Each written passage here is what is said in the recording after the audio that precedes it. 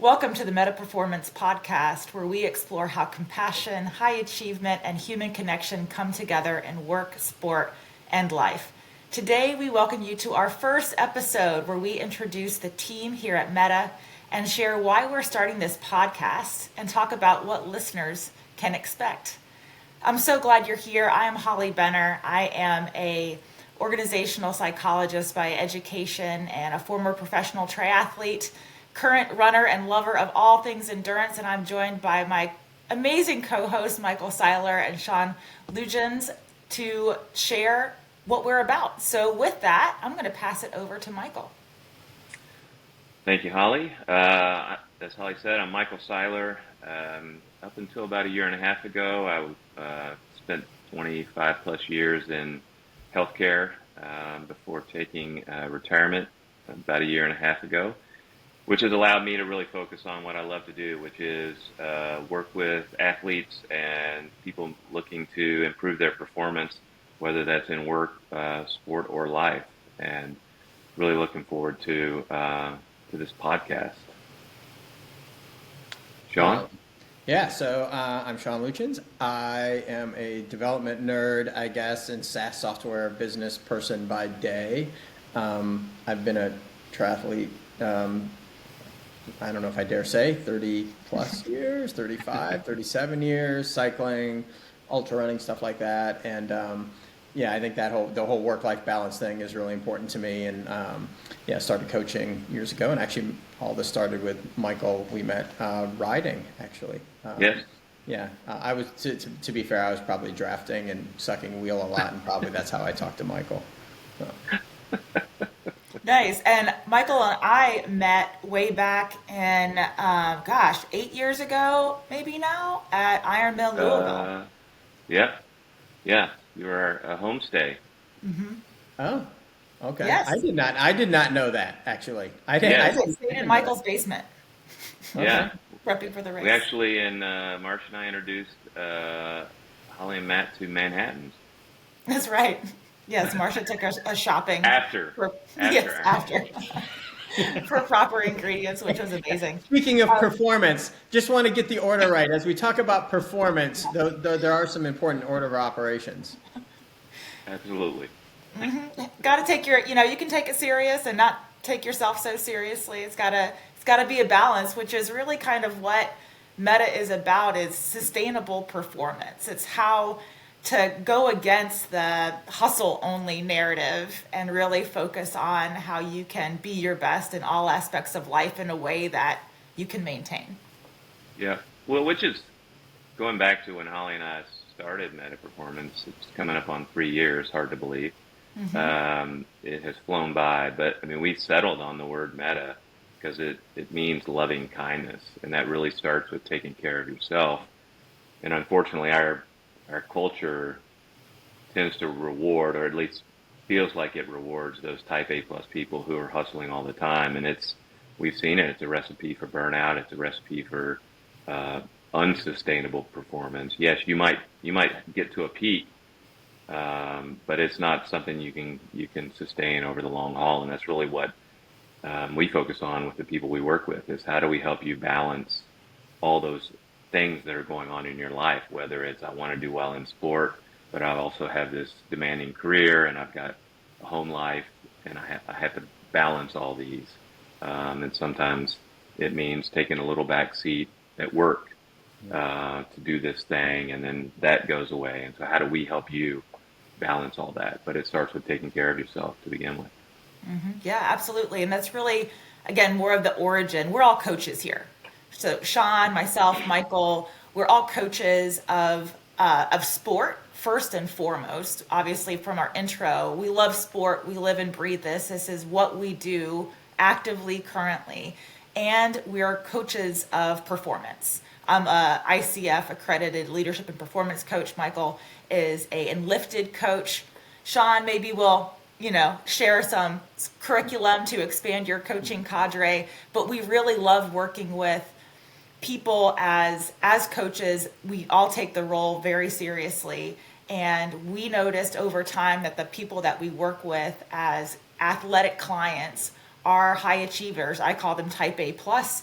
They want to get after it in all aspects of life. They want to run a marathon and run their business and have a great relationship and be balanced and do all the things. So we really created Metta as this theme, this brand, as a way to recognize the people, the type A plus people that we love to work with, because it's hard, right? Life is really challenging. We want to get a lot out of it. And we love working with people that want to live a big, full life, but also save them from themselves, right?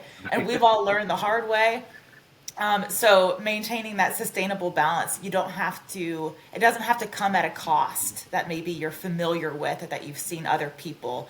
You don't have to choose to either be a high performing business executive or, a really successful athlete. There is space for and.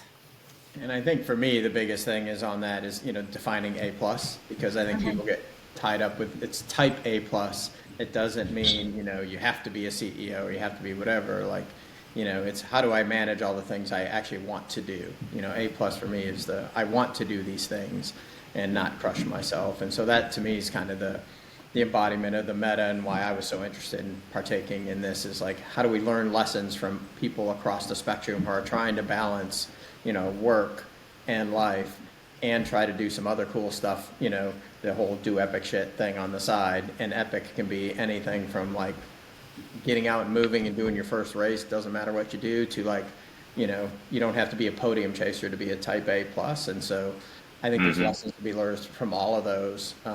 Specifically, actually, weirdly, the people that are, kind of learning and getting there, it's always refreshing to me to see people who kind of get that balance right, and they're so stoked to just finish a race. Meanwhile, you're really upset. You're like, I can't believe I didn't podium or whatever. And there's just huge perspective around your mental well-being that comes from that kind of the meta side of like I need to be enjoying this part of life. This is a wellness thing, and that's just part of the journey. So that's why I was so excited to have this kind of cadre of guests that we're going to come across, a wide variety of different people who are tackling this.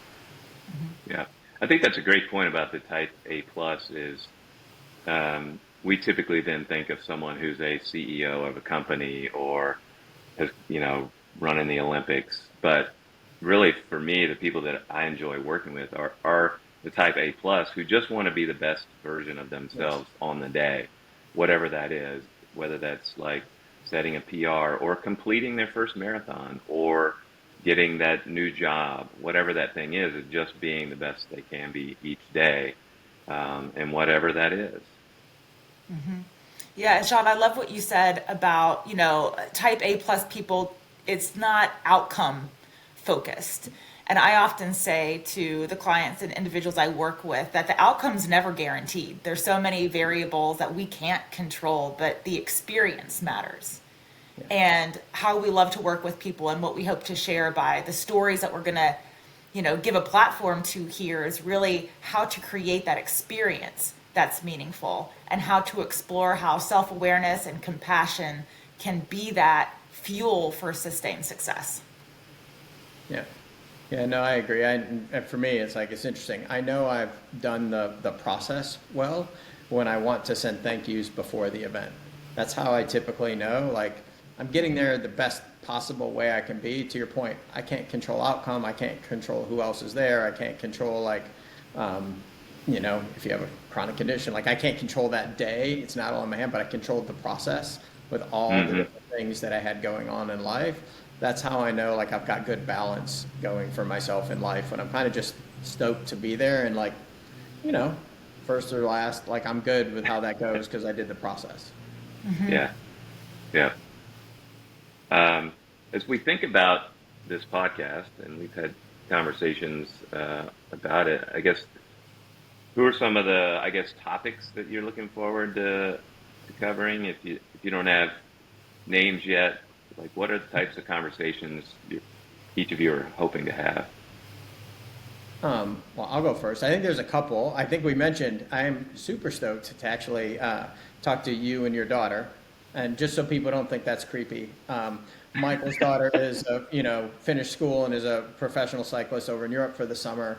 My daughter is slightly older and tackling her first fondo next summer and did her first long race. and you coached her, and so I'm very curious because she's asking me to coach. So I'm very curious to like learn from you two how that goes, because that truly is kind of these dynamics going on. And of course, she did that while she was in school and finishing school and doing stuff. And then there are a couple folks that I think are, have careers and kids and are performing at different things, from high rocks to triathlon to stuff. And how do they balance and make that work? Because I think the give and take is, you have a plan. We all know you have a plan. And some of us on here are type A. I won't mention any names. And so you have a plan, and then that plan changes. And how do you adapt to that plan? Because there's just a lot of life going on. And so I think we've got ex-professional triathletes that are business to CEOs who are doing cool stuff. I think that's, for me, just how they stay so happy over the long haul. Yeah, that's what, bouncing off of that, I'm looking forward to hearing those conversations and tapping into individuals that I would say have lots of hats on the hat rack. And by that, I mean lots of identities. And these are individuals that, again, live a big life. And I think they really raise the bar on potential and what's possible. I grew up with a narrative of you kind of have to pick and choose, because there's no way you could do this and that and the other thing. And I'm seeing that people that I've been honored enough to meet, they raise the bar, man. My clients, the people that I've had the honor of coaching, they really teach me what's possible, because they are getting after it in all aspects of work, sport, and life. And they're doing it in a way where they're happy, they're healthy, they're successful, they're dynamic. And these are stories that need to be told, because it's truly, when we are able to learn from other people and learn from our peers and our colleagues about what is possible, it raises our bar. And if we help each other get better and see what's possible, and then truly get the practical insights, like ideally, not only do I want to give these individuals a platform to tell their story, but to teach us, how did they do it? What is a tool or a skill we can put in our back pocket so that listeners have something they can put into practice right away? And, I often use sports analogies when I coach, and I always say sets and reps, right? So like, how can we learn from our guests to put something into the mind gym, into the actual gym, and get some sets and reps so that we can all get better together? Yeah, I agree. Yeah, and just to kind of close the loop on this, I think just hoping that people who do tune into the podcast will hear something from someone that says, "Oh my gosh, I've been having the same issue," or whatever. It's great to see a potential solution, something that they can take home and either implement or try and see if it works. Because we can all learn from each other. And you're right, all the people I work with, I'm constantly amazed with all the things they're juggling, and still finding time to do it all and stay healthy and happy. So I'm looking forward to those types of conversations. Such a good point, Michael, around how they deal with it, because I think social media in particular, everyone talks about great sets, great sessions, great outcomes, but we all know, like, when you're doing all that stuff, like, there are bad reps, there are bad sets, and how do you work, and we always talk about how you deal with that, and you might track it and you put the notes in, but there's the mental aspect, and how do you have a bad morning run and then go have a good day at work and go do that part of the mindfulness piece. And I think how people cope and deal with that is going to be really cool to see, how you keep positive across, or how you switch gears. It's a great call out. It's not just about when things go right, but when things go wrong, because that happens, I would say, more than things go right. It's making me think of Michael Jordan, how he's missed more shots than he ever made, but he's known as the most winningest basketball player, arguably, of all time. And it's those stories, that learning and listening to people that maybe have platforms or prestige, but getting behind the curtain a little bit and learning about how they overcome or overcame their failures and their potential setbacks, to learn from it. And again, have that learning moment together and have a platform to hear those stories. Yeah. All right. Well, with that, I think it's a good segue to talk about a time that you maybe didn't embody the Metta method. So, we're at this point where we're sharing our brand with people, and our audience, our listeners, are really lucky because they don't just get one of us, they have three of us to listen to, which I think is really helpful because, when I wanted to start Metta Performance and when I thought about my own performance, what I need to perform at my best, I knew it wasn't alone. I'm very collaborative. I love working with the team. I love the team that we have at Metta because it's not just me. So the collective is stronger than the individual, and all of our networks and our experiences combine to bring even more stories and to create even more richness to what we're going to be bringing you all as listeners. So I'd love to know a time that you just got this wrong, when knowing what we know about Metta and how we work together, that you didn't take a compassionate course of action, or you beat yourself up more than you needed to, and kind of what the outcome was. Oh, who wants to admit? I'll admit failure first while you're thinking. Okay. So actually, I was in Louisville at the time, living in Louisville, and they didn't have an Ironman then. So they had Wisconsin, and I'd been out to Hawaii a couple of times, and in theory, was never going to go back because you go, I'm like I'm always done, but it can be a little like crack. Like I want to play with the big kids, and so I dumped all my eggs into Ironman Wisconsin one year, and it became work. And the process became not fun. Everything was not fun. I was so hell-bent on the output, the outcome. Mm-hmm. And went up there and got strep throat right before, raced, ended up in the ambulance because, it was kind of like Kona or hospital was my mentality. And so obviously one of those outcomes did happen. Like that was my mentality to make sure you don't stop and push through. I didn't realize that was an actual thing. And I was really down because like my identity that year was built around that. It wasn't about my mental wellness or enjoying being out or enjoying riding, enjoying it. Everything was very scripted. Everything was based. And then of course the outcome didn't happen. And it took me a while to get my head right. And actually the positive out of it was a guy in Louisville was like, well, just don't do that. Why don't you sign up? This will say a lot or make people concerned. Why don't you sign up and run a 100-mile trail race? Because no one knows who you are. There's no pressure on how you do. And literally he's like, success is like finishing and not dying, like low bar. And I ended up training and truly enjoying being out again. Like it was the most time I spent in the woods. As anyone who does trail running goes, times don't matter. Like you think you're running all this time on the road and it's very scripted, right? Maybe some stuff, but out in the woods, like so many variables. And I just loved being outside again. And so since then I've matriculated between sports, but I will not let myself get to that place again where I get so wound up and missing out on just enjoying being out and I would say getting off script.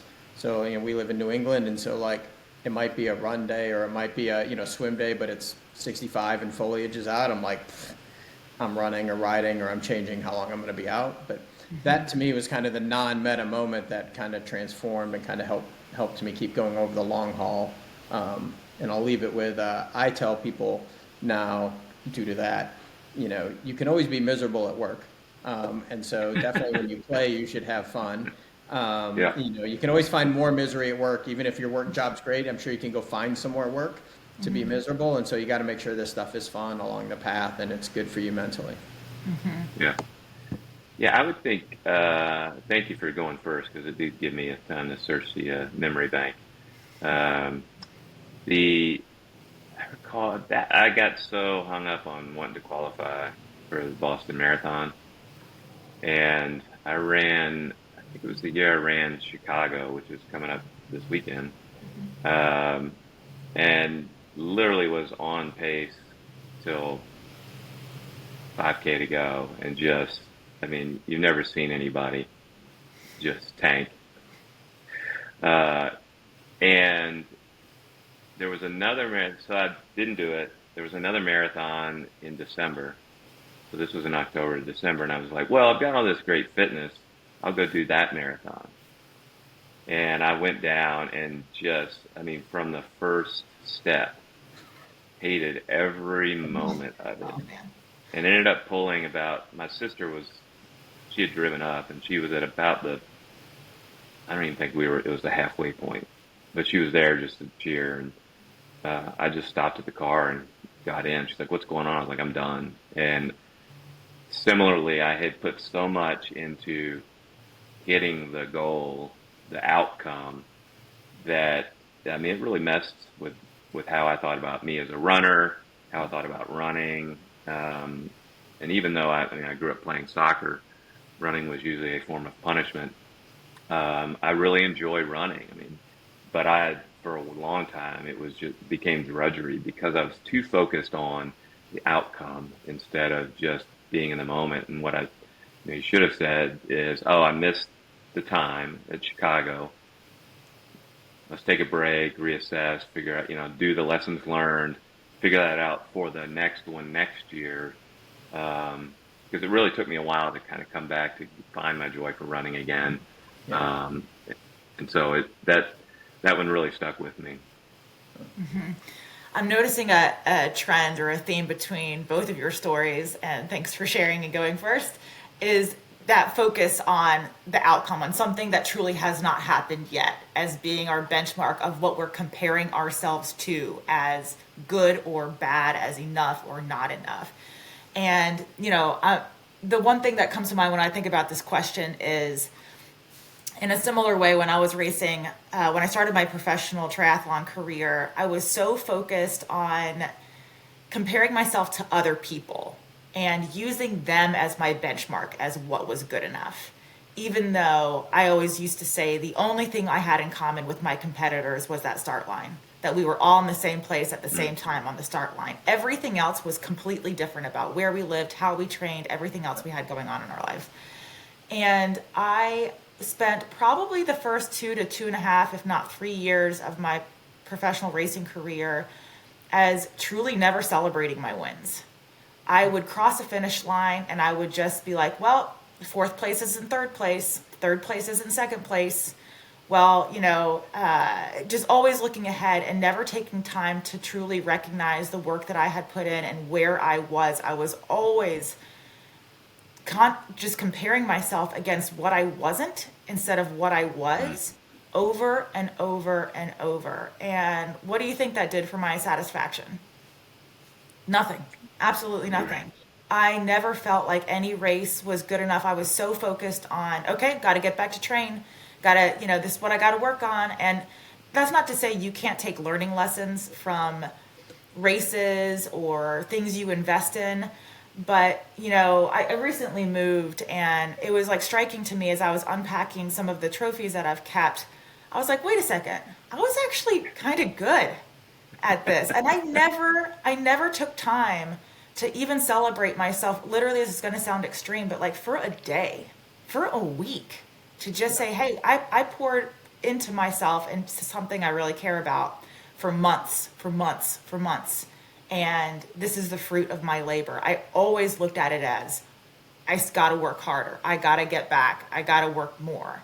And that's something that, is really an anchor in my mind, because that comparison trap and not taking time to celebrate the win, whatever it is, right? It can be a work meeting. It can be a proposal. It can be an athletic accomplishment. It can be a relationship milestone.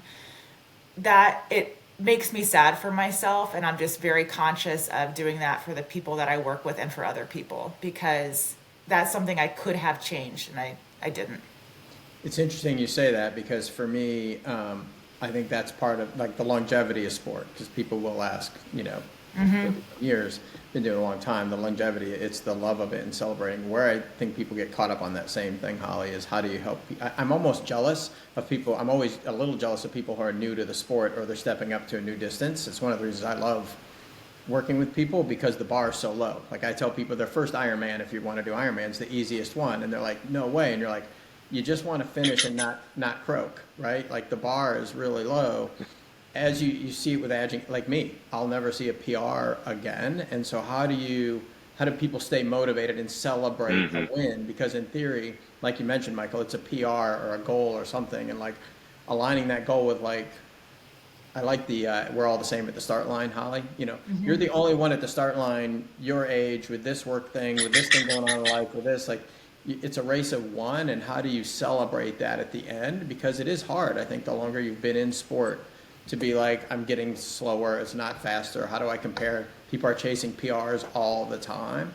That's why I think some races have, downhill swims, flat bikes, downhill runs, because I think there's a little bit of that mentality that people feel this inordinate pressure to do a PR rather than tackle a really hard course and be like, Mm-hmm. I was in such great shape, I did that. The times, like, no one's going to care. But again, I think it's that sharing and like celebrating yourself and being like, I was pretty freaking fit, like, compared to where I was. That's such a good point of like taking time out to celebrate, like that stuff. Yeah. Yeah. Yeah. I think there's a bias in our culture though against celebrating to some extent. Either we think you have to hit the grand slam, the walk off homer, or it's not worth celebrating. And I once had one of my bosses used to say, you can score a lot of runs hitting singles, so celebrate the singles. Well, I think I there's love this that. gap, actually. I think there's a gap, Michael, between people who do like their first marathon, their first half marathon. Like you see them so excited, but once you're in the sport and like you have your cohort of people, so like I would joke, I'm the oldest dude I train with, right?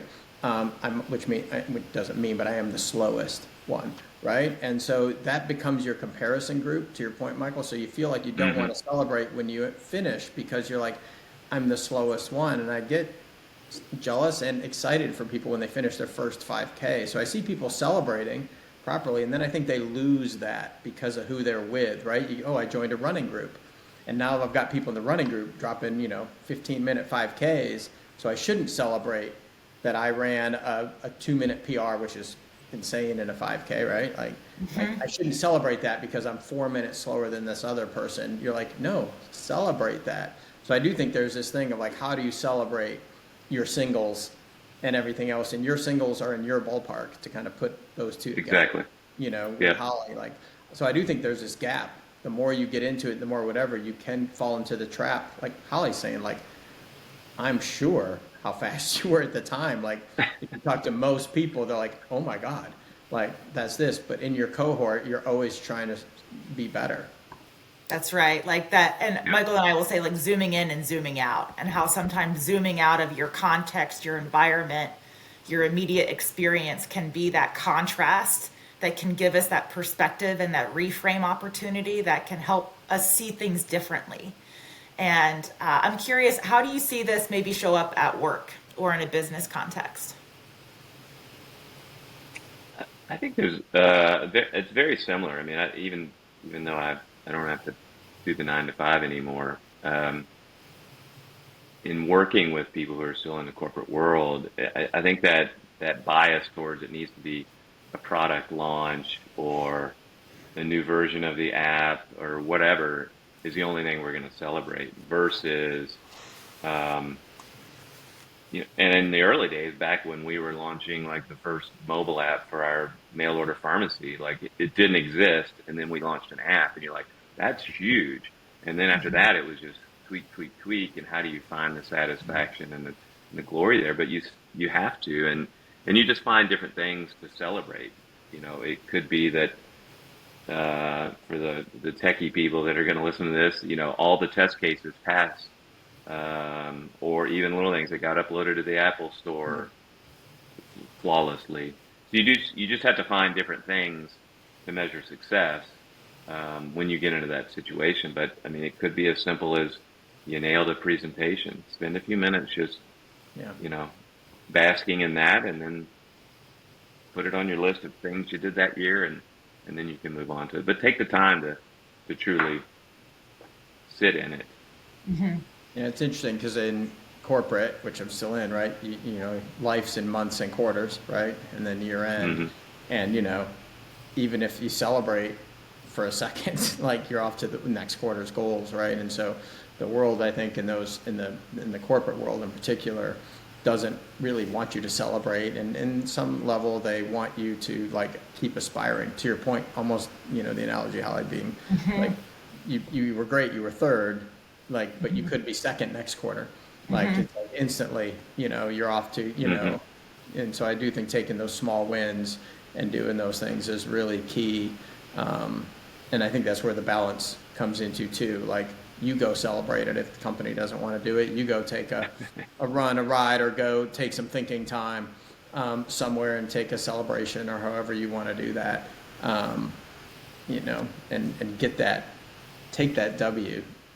Yeah, I think Yeah, and that's so important when it comes to sustainability because we see that like in sport, it's generous almost. Like we can find races, we can have good training days, but we can find races like cycling, in the summer, in season, you can be racing every weekend. So you have opportunities if a race goes bad, you have next weekend, right around the corner. hmm In work, you can work for a year or more to like air quotes cross your finish line. So, like, how can we find more of those opportunities to recognize where performance is happening at work? I think that's an opportunity because we're not just robots. That's why burnout is, I want to say an epidemic because people can't just have the goalposts moved and moved and moved and not be recognized or rewarded. Yeah, similarly, and I don't think this was the original question, but what we've seen, and we really, as we were starting Meta, saw this gap of, if you hired an athletic coach, they really only dealt with you in that context. And so the training plan often didn't care that you had this high demanding job or this high demanding home life. Similarly, if you work with an executive coach, they Hmm. they didn't necessarily care that you were trying to run your first marathon. Um, and so what we've talked a lot about amongst ourselves is could you bring periodization, which is an athletic concept, to the workplace, such that what typically happens, definitely when I was still working, was as soon as you were done with project A, you were starting project B, and sometimes starting project B before you were done with A, and there was no time. We would hold a lessons learned, but it was really just a ceremony, check, file the documents on the cloud and move on to the next thing, versus how in a business context could you say this project you're going to be on is going to be 3 months long, and then you're going to get 2 weeks of go do some creative time, go do, and so there are companies that do this, but that's in the athletics context, that recovery week is when your body's growing, when you're adapting to the stress that you've got, when you're learning.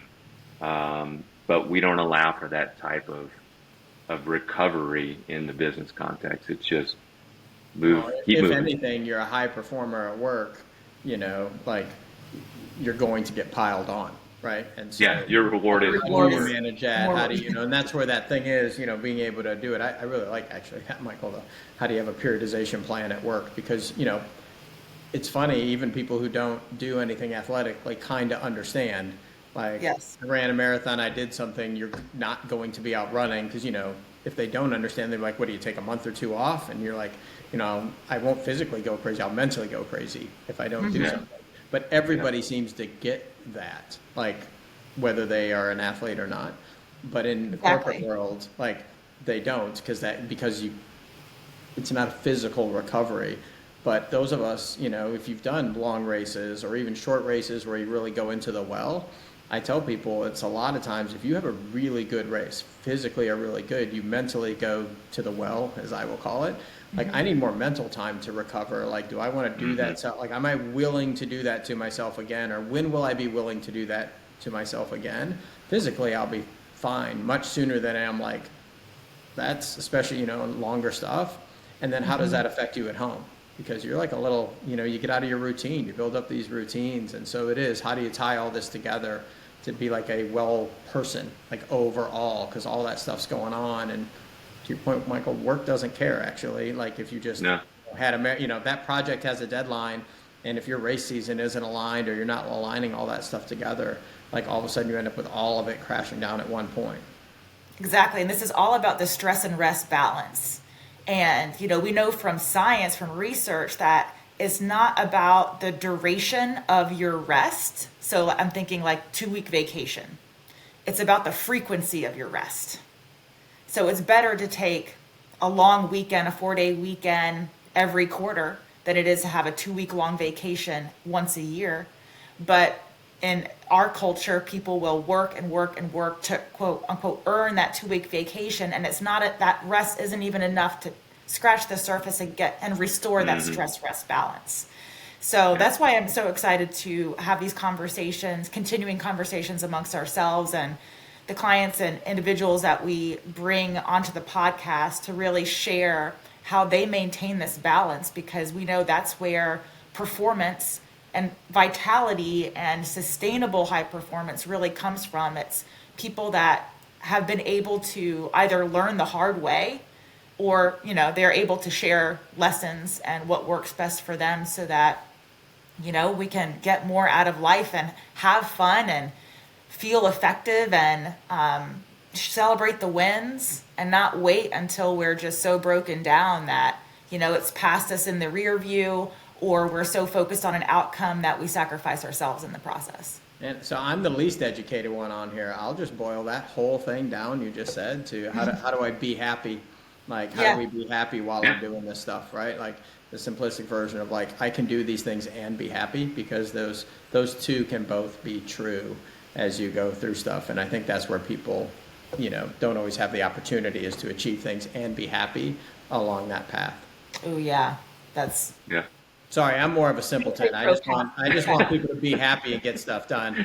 Get the science, I do kind of want that science though. You have to send the science on the like 2 weeks versus multiple 4 weeks. But yeah, just that really just be happy, be well person thing is so key. very meta. Yeah. Loving kindness. Very meta. Yeah. Right. It's key. How can we be in the here and now, not stuck in the past or fixated on the future because it's just an idea? Very true. Awesome.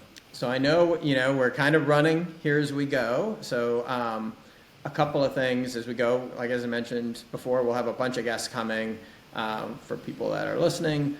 Format will be probably not all three of us all the time. We'll probably jam out every so often and have multiple guests on based on who people know where we line up. Like I said, I'm at least want to make sure I'm in on the Seiler family, because I actually want the behind the scenes. It worked great because was racing in Europe. I want to know the when it didn't go great stories, because it looks great on the outside, because I imagine there's a few. We've got a few of those. Yeah, and then we'll have several guests, so we'll put that out there. If people have suggestions of people they would like, let us know, definitely happy to chat with people who are going through this journey. Tag us, follow us on Work Defined, on your app of choice, Spotify, Apple, etc. And you can hit me up at Sean@mettaperformance.com, or just go to mettaperformance.com and flag us a note. As you can tell, any and all of us, Kate's on there as well, are happy to chat about this stuff any point in time. This is great. Just the beginning, and Yeah. We did there it. you go. Thanks, everyone. Thanks, guys. Thanks.